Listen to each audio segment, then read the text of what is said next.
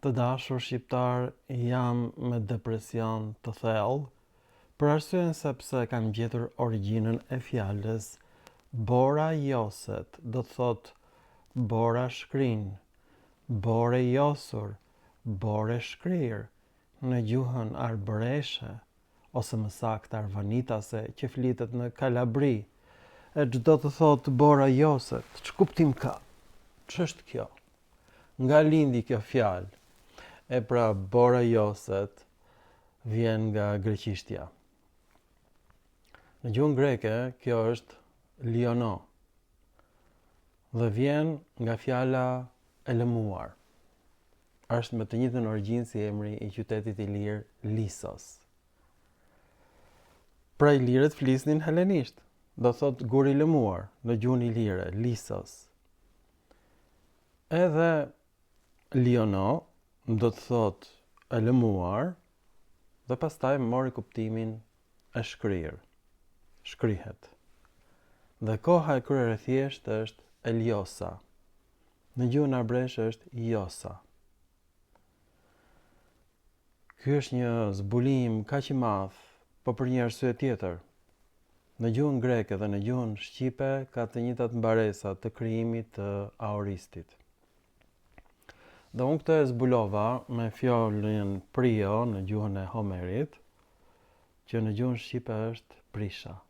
Dhe nuk është gjetur koha e kryer e thjesht në gjuhën e Homerit, është gjetur vetëm koha e tashme, prio. Pra gjuha shqipe sillet si dialekt epik. Mendohet që dialekti epik është vetëm i shkruar, po unë mendoja gjithmonë. Po përse bëhen poemat në një dialekt që nuk e flet njeri? Dhe pra dialektin epik e kanë folur ilirët. Në Iliri janë folur 26 dialektet helene dhe aty ka lindur mesapishtja dhe në gjuhën mesape nuk përdoret forma e trajtës së shquar. Për shembull, ho brindos është bërë brindos. Origjina e fjalës brini në shqip ka kuptimin dreri në gjuhën mesape. Po ashtu, fjala varg në gjuhën mesape është lembos. Në gjuhën greke kjo është holembos. Ky është ndryshimi midis mesapishtes dhe ilirishtes, greqishtes. Pra mesapët flasin dialektin epik. Pra gjuha shqipe e krijon çdo folje në kohën e kryer të thjesht një lloj si gjuha greke. Fjala Josa në gjuhën shqipe ka krijuar pastaj infinitivin jos dhe joset, forma vetvetare. Edhe në gjuhën greke, liono ka dhe kuptimin shkri në formë veprore, por dhe vetvetare, si në shqip. Eliosa në gjuhës greke ka dhënë josa në shqip dhe nga kjo krijua fjala jos, joset, forma vetvetare. Dhe kjo mënyrë e krijimit të foljeve që njëkohësisht është dëftare dhe vetvetare gjendet vetëm në gjuhën greke dhe në shqip. Ka që ngjashme shqipja me greqishten, po askush se ka vënë re një gjë të tillë përpara meje. Tani akademikët grek janë turpruar shumë nga zbulimet e mia. Nuk e dinin që është shqipja kaq e lidhur me greqishten, është një zbulim shumë i dhimbshëm. Por, po të marrin fiset ilire, Helidonis i thonë dallën ndryshe në greqisht. Helidonis. Enkeleis i thonë ngjallës në shqip. Është me origjinë nga greqishtja, fjala ngjall. Pra të gjitha fiset e lashta helene, emrat e tyre janë në gjuhën shqipe. Këta janë emrat e fiseve ilire, emra helen, që të gjithë. Është e tmerrshme kjo që ka ndodhur. Dhe të gjitha tekstet që ndodhen në bodrumet e Akademisë së Shkencave të Shqipërisë, ata gurë me shkronjë ilire, kanë shkrime greke. Dhe kur ju thonë që është gjetur një mbishkrim në dy gjuhë, gjuha e dytë është gjuha e pushtuesve romak. Pra, romakët kanë luftuar me grek. Historia e Piros, historia e Pirit, e Mollosëve, është historia e fisëve helene, jo shqiptare. Në qoftë se ne kemi fjalë helene në gjuhën tonë, këto janë substrat. Kjo ndodh në shumë gjuhë të tjera të botës. Pra ne nuk jemi i lirë. Nuk jemi sepse fjalët e trashëguara të shqipes janë shumë të ngjashme me fjalët në gjuhët slave. Për shembull, fjala dhëmb në gjuhën shqipe është zomb në gjuhët slave. Një lloj. Fjala zenq në gjuhën slave është dhëndër në gjuhën shqipe. Një lloj.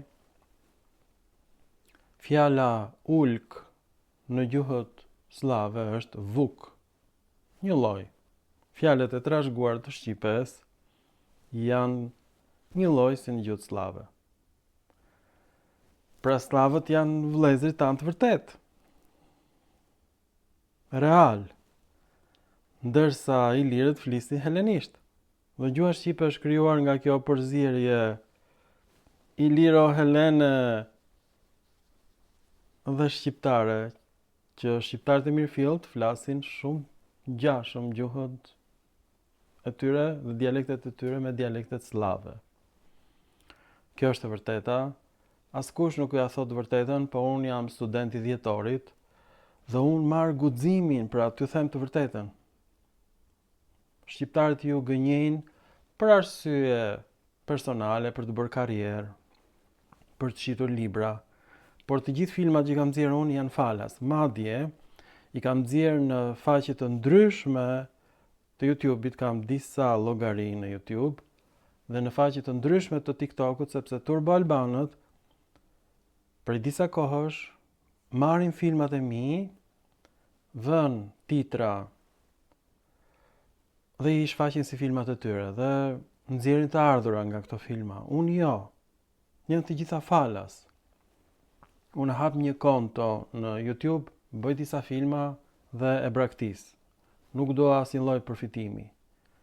Po ashtu edhe në TikTok kam hapur disa llogari, vë disa filma dhe e braktis. Por kam vënë re që filmat e mi, kur ato grabiten, kanë më shumë shikime se sa tek unë. Dhe këtë unë nuk e kuptoj dot. Ju lutem ma shpjegoni. I kam humbur të gjitha shpresat që dojnë dalë turbo albanët, sepse i kam shkruar disa herë TikTok-ut, jam ankuar, por në TikTok parimi është vetëm përfitimi dhe ata kanë vënë re që turbo albanët krijojnë ato shoqëritë e tyre në Facebook, krijojnë origjinën e gjuhës shqipe, pellazgjike, nostratike, primordiale, e kanë vënë re që shqiptarët i kanë qef gënjeshtrat, gënjejnë njëri tjetrin, gënjejnë vetveten dhe algoritmi këtë e shfrytëzon për përfitime maksimale. Askujt si intereson e vërteta. As shërbimeve amerikane, as atyre kineze. Sepse TikTok-u ka qenë i Kinës, apo jo. YouTube-i është i amerikanëve. Nuk ju intereson atyre fare. Madje mashtrimet më të mëdha do t'i gjeni në Facebook. Sepse ashtu i bën përfitimet Facebook-u mes mashtrimeve. Është platforma më mashtruese Facebook-u, mbledh të dhënat tuaja dhe ja u tregon shërbimeve amerikane. E kuptoni apo jo?